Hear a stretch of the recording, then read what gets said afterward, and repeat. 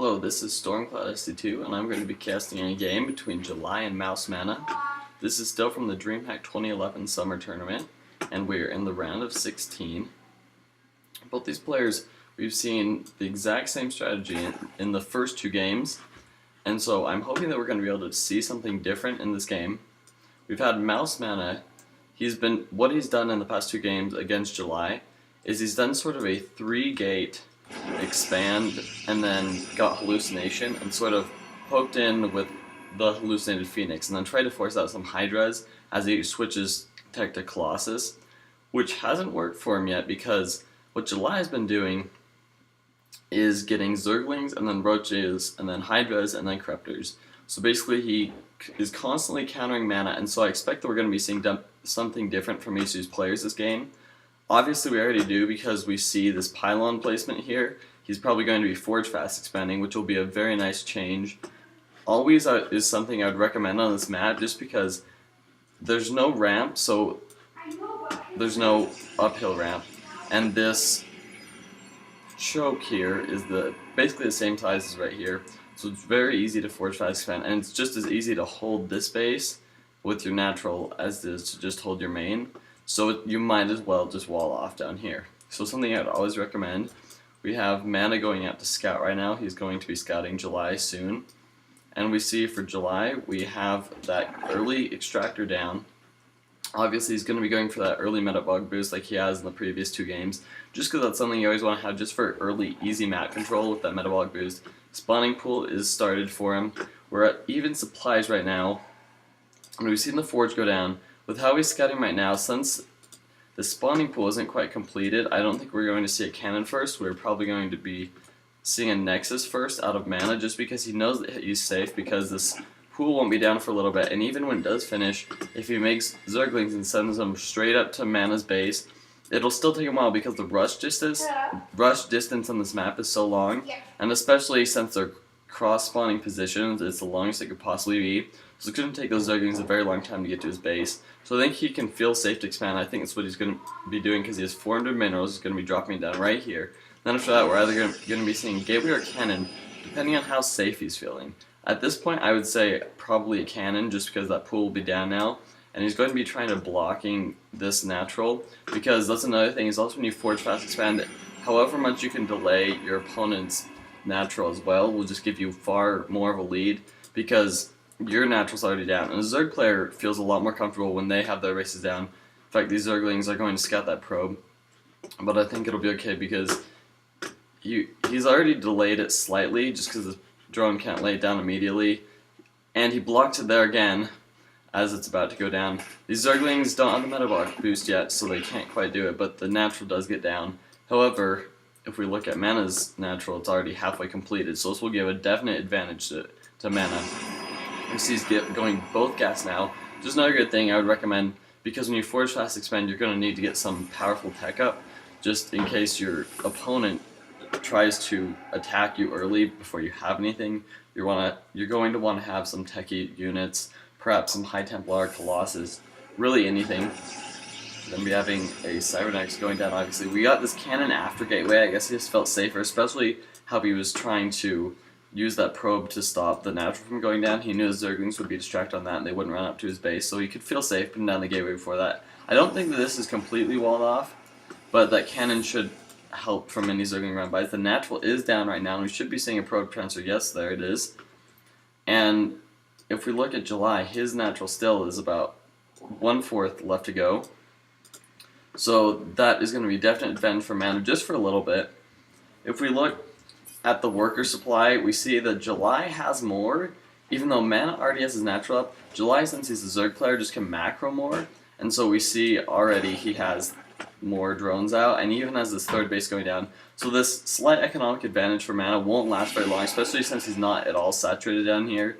And now that July will be finishing up very quickly, won't do much. I believe Metabolic Boost is, yes, already done for July. And we see a Sentry coming out for Mana, just a good thing, just a force field that some Zerglings try to run in. We're going to be seeing another cannon, I guess just for some extra defense. This might be because Mana isn't getting any tech very quickly, if we look, he's just started Warp Gate, and we really have no extra gateways or any tech buildings. So that's just a good idea in case an early attack comes. These Zerglings are going to try to poke in, it won't do much though because of that cannon. And we're already we're not very saturated in our natural for July, but it will be soon because these Zerg can macro very quickly. And this third base will be coming down soon.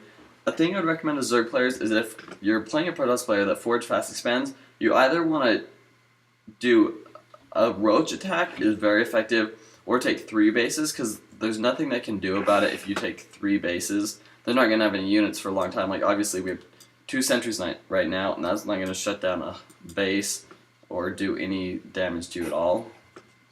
So it's always, you can feel safe as a Zerg player to take a 3rd base if your opponent Forge fast expands. Also, some early attacks, like if, say, July had about 5 to 10 roaches right now, he could do a sufficient amount of damage if it wasn't for the 2nd cannon especially. But he might still be out of range to attack this gateway or something. It's always a good idea to either put on aggression or expand when you're in this situation for a Zerg player. Sorry for rambling there. We see another sentry coming out for mana. We see he likes these early sentries just because they're really effective against Zerg just for force fielding and doing a lot of damage. And we're going to see the assimilator down here, so now we have 3 assimilators. Finally, we're starting to get some more buildings. I believe, yes, these are all gateways. We may be seeing some tech come down soon, because that's something that you're just going to want to need. Also, getting a 4th gas here, just because with all this sentry production, you're going to want a lot of gas. And we see robotics coming down. We're probably going to get some Colossus out of this, because Colossus are very effective against basically any Zerg unit that's ground. And we're also going to be getting the 1 attack upgrade. I would highly recommend this for Zerg players, just because it'll benefit you so much. And if the Zerg doesn't get upgrades, it'll make your army far stronger, besides the fact that your army is already naturally stronger by being a Protoss army. This 3rd base is up and saturated for July, however, so that's going to be a disadvantage for mana. We actually see 4 gases being mined right now. And if we get the production tab, we don't see any tech buildings coming down, but we might be seeing a Spire from July and see some Mutiling just because of how much gas he's getting. Down here, we see a Roach Warren. We could be seeing some roaches. I think mining 4 gas when you're on 3 base seems a bit too drastic for roaches though, because they only cost 25 gas for each of them. Although we could still be doing that. We have some Zerglings here just for map control and making sure that mana doesn't try to expand. And for mana, if we look, the units tab, all he has is 6 sentries right now. But of course, all the Zerg player has is 4 Zerglings. But really no army of any sort yet. Now we see 4 more Stalkers, which should help him. This robotics is down and he's getting out an observer. And we may be seeing robotics bay fairly soon just because he needs some sort of tech. I wouldn't be surprised also to see some Templar archives. He's mining out 4 gas, so really unless he wants to keep building sentries, he can support some sort of tech. He's not really chrono boosting as ground weapons level 1, but that's okay because he got it fairly early. We're not seeing any production on this robo yet. And if we look at the production tab, we see that the Zerg is getting Missile Techs level 1, and the Glio Reconstruction, and Burrow. And we have a Spire coming down. Like I expected, we're probably going to be seeing some Mutas really soon. In fact, we don't see the Zerg as any army at all. Still, just 4 Zerglings. However, this Roach Warren is down, so we're going to be seeing some Roaches. Also, there is this random thing right here that I never noticed. Looks like some sort of Protoss floating pillar that's sitting here on this bunch of high ground. I don't know what that is for. Perhaps it's an ancient Protoss shrine. We're going to see mouzMaNa is going to be wanting to be taking his 3rd base there. He kills the Zergling, so July is going to be aware of this. And we also see a 4th base coming down for July. If we look at the production tab, we have a Colossus coming out and Thermal Lance.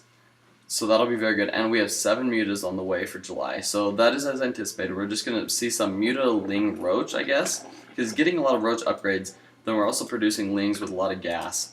So that's what we're going to be seeing. We're going to have a Colossus coming down. Spawning down there for some reason. No 3rd base yet. We may be seeing that fairly soon. If we look at mouzMaNa's vision, we see right now what he's mostly focused on, and we see that he's also building a Twilight Council, and he's trying to snipe that Overlord. Doesn't quite, he'll get it. barely pulls it off. We'll take the vision off him. He needs to put these 2 gateways into warp gates just so he can warp in war and also send that probe back to mine. Thermal lens is about halfway done, and the upgrades right now, we only see 1 attack, I believe. Yes, and he's not researching anything more. I think he should be pretty powerful. He doesn't know about these mutas yet, though, until now. However, thankfully he does have these 2 pylons coming in, so he will be able to throw down some cannons shortly. Colossus coming in, not a great idea, but the mutas won't do sufficient damage to it. These stalkers are coming in. I think we're going to be seeing, not he knows about this, we're going to be seeing some blink, I think, from the Twilight Council. Yep. And yes, we do see some blink just because it'll be very effective against mutas. Something I would always recommend is getting blink.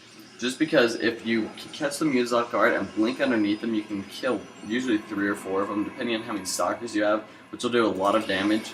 And we have 2 photon cannons coming down here, and let's see if we have any in the main base. We have 1, and yes, we have 2 cannons down here as well. Thermal lens is almost done, but I believe, yes, we only have 1 Colossus, but we should, no, we don't have another one coming out. So we see the mutas are just flying away, I guess, scouting, because they sort of can't do any damage for now, just because those cannons and the stalkers. The 4th base is up but not saturated for July. And we see the mutas are going to come poking in. There is that Protoss thing again. I cannot believe that I never noticed that. Everyone knows. I'm going to always notice that now. We're going to see 2 attack coming down, which is always good against Zerg players, just to get powerful attack, because then you can just crush their armies very quickly. And we're going to be seeing some Banelings out of July. He might be trying to Baneling bust, but I think this will be more likely just sending it in front of his army, just to sort of do some front up damage to the Protoss army. And he may have also had some gas left over that he needed to spend. I don't think that was the cause of it, though. Still haven't seen any more Colossus out for mana or really anything. If we look at the units tab, he has 24 Stalkers, a Colossus, and 6 sentries, and these Stalkers are up here. I'm going to try to snipe these mutas, and we may see him blink underneath and just try to do that damage, something I'd highly recommend. And is blink done for him? Yes, it is. Maybe he wasn't trying to reveal that, just because he doesn't want the Zerg player to know so he can catch him off guard later in the game. However, let's see, has July scouted this Twilight Council? Yes, he has, so he can probably expect that that's what's coming. And those mutas are starting to get weakened, softened up. We have 2 attack, we'll be finishing very shortly, and this 3rd base is down. We have 4 Stalkers warping in just to defend it. These mutas shouldn't be able to do too much damage. These Stalkers need to get into the action though. The problem is these Zerglings are going to be hurting these Stalkers very badly. I don't think this 3rd base is going to go down successfully, just because of this many Zerglings. They're going to be taking out this 3rd base. Colossus coming in to help do some damage. With 1 Colossus, you can't do too much damage to any amount of Zerglings.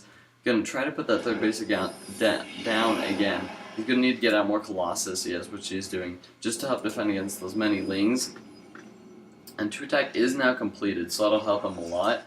For the Zerg player, we see 1 armor on the Zerglings, and we see no upgrades for the Mutalisks. We don't see any roaches, which is surprising because you got the Glower reconstruction, but we don't see any of those. We actually have a Spore Crawler down here and a Spine Crawler to defend this 4th base, which mouzMaNa has not scouted yet, and we're starting to get fairly saturated there. If we look at the income tab, we see that July is just a bit ahead in both minerals. He's actually gathering about 700 more minerals per minute, and gas he's even gathering more, which just shows that the Zerg player is getting a lot of gas. He's going for something very techy, obviously mutas and banelings. So he needs a lot of that gas. We're going to see him push out again with those Zerglings, and this time we're going to try to bring his banelings in. See how many banelings he has. He has 34 of them, and they aren't in the battle in time, so these 2 Colossus will be able to eat up a lot of Zerglings and attack some of the banelings. These mutas are doing a lot of damage, but mutas aren't very good in upfront engagements. They're a lot better for poking and harassment. However, I think since the Stalkers are focused on killing up all these banelings, they won't be able to do too much, and these Colossus are going to get taken out by the mutas, and the banelings are just running right in here. These Stalkers trying to whittle down these mutas, but there's a lot of mutas. In fact, if you look at there's 14 of them now. Trying to blink micro, but all of his Stalkers are getting weakened, and finally there he warps in 4 more. And his Colossus is actually still alive, which is impressive. If If we look at the production tab, we see the melee attacks level 2 is coming down for the Zerg player, and centrifugal hooks. 102 Zerglings are being created by him right now also, which is going to be very powerful. Gonna hurt the Protoss player a lot, just because he doesn't have any Zealots. I don't think he has any Zealots. Yes, no Zealots, which are really what you want against these Zerglings to do the damage. But because Stalkers and Colossus alone are very weak against them. We do have this third base down and saturated. The problem is that we only have 4 cannons here, and against hundreds of Zerglings won't be too powerful. We have a huge wave of Zerglings coming in. I don't think that Mana can hold this off just because of his Stalkers numbers. There's just too many Zerglings for him. He needs some more Zealots. I think he only has 4 Warp Gates right now. He actually has 5. He has 2 Stalkers sitting there doing nothing. He just needs to warp in some Zealots, potentially try to get charged, but more importantly, he just needs the Zealots to tank that damage. Because right now, there's nothing to stop these Zerglings from getting perfect surrounds like that. Besides Blink, which has a cooldown time. And Stalkers are very weak against Zerglings just because they shoot very slowly, so they can't do quick enough damage to stop the Zerglings. We have good force field there, which will block it off. However, I think that we may be able to break this wall down very quickly. We're going to have 3 attacks finishing fairly soon, but not quick enough. I think that it'll be dead by Zerglings by then. This Colossus and all these units actually are doing a lot of damage, but I don't think it'll be enough.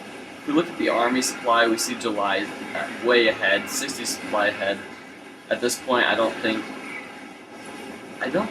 that Mana can hold this push off, but he actually does, just because that Colossus does so much damage to the Zerglings behind the wall. And he's going to try to snipe these mutas, which he will definitely be able to do. However, we see the Zerg player now, the 5th and 6th base coming down, and he's already just re-macroing. He already has a lot of Banelings being produced, producing 54 Banelings, and he has already 45 Zerglings. In fact, that may even be up already now.